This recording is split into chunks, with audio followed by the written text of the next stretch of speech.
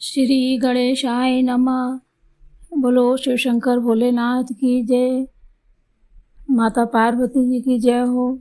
हरताली तीज का व्रत। यह व्रत भादो सुदी तीज को मनाया जाता है।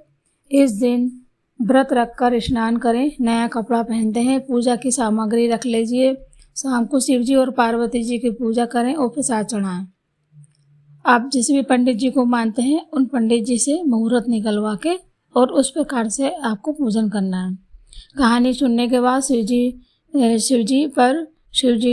के लिए जो भी आपने वस्त्र लेके आए हैं अंग वस्त्र चढ़ाएं, फिर आरती उतारें। पार्वती जी के लिए एक सुहाग पिटारी व 13 मिठाई के नग चढ़ावे। फिर ब्राह्मण को धोती और अंगोछा दान में दे दें और सुहाग पिटारी किसी ब्राह्मण को दे दें। रुपया 13 मिठाइयाँ अपनी सासू जी को देकर उनके पाँव लागें और उनसे आशीर्वाद प्राप्त करें। दूसरे दिन एक ब्राह्मण और एक ब्राह्मणी को श्रद्धापूर्वक भोजन कराकर दक्षिणा देवे, फिर स्वयं भोजन कर लेवे। अब हरतालिका तीज की कहानी आपको सुनना है। मैं आपको हरतालिका तीज की कहानी सुना रही हूँ। बोलो शिव शंकर भोलेनाथ की जय। श्री शिवाय नमस्तुभ्यम। एक बार शिव जी ने पार्वती जी को उनके पूर्व जन्म का स्मरण कराते हुए यह कथा कही थी। शिव जी बोले, हे पार्वती, एक बार तुमने हिमालय पर 12 वर्ष की आयु में अधोमुखी होकर तप किया था। एक दिन नारद जी तुम्हारे पिताजी के पास तुम्हारे और विष्णु भगवान का विवाह का प्रस्ताव लाए, जिसे तुम्हारे पिता ने सहज स्वीकार कर लिया। नारद जी के जाने के बाद तुम्हारे पिता ने तुम्हारे विवाह के बारे में बताया।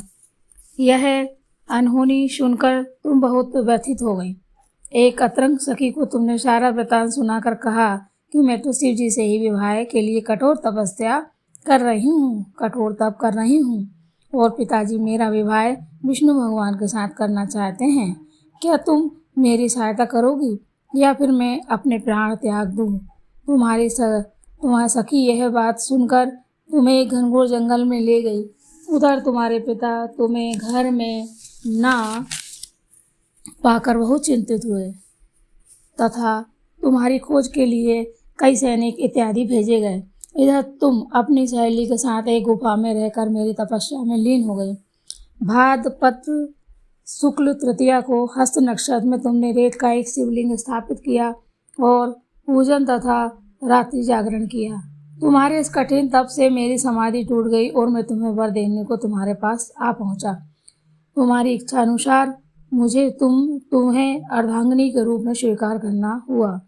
प्रातः होते ही तुमने अपनी सहेली सहित व्रत का पालन किया। उसी समय तुम्हें खोजते हुए हिमाचल राज उस स्थान पर पहुंच गए और तुमसे घर छोड़ने का कारण पूछा। तब तुमने सारा वृतांत अपने पिता से सच सच कह दिया। यह सुनकर हिमाचल राज तुम्हारे और हमारे विवाह के लिए राजी हो गए और शास्त्रोक्त विधि द्वारा हम दोनों विवाह बंधन में बंध गए। इस प्रकार से यह हरतालिका व्रत की कथा थी। आप सभी भक्त लोग को हरतालिका व्रत की बहुत बहुत शुभकामनाएं। ईश्वर आपकी सारी मनोकामनाएं पूरी करें। धन्यवाद।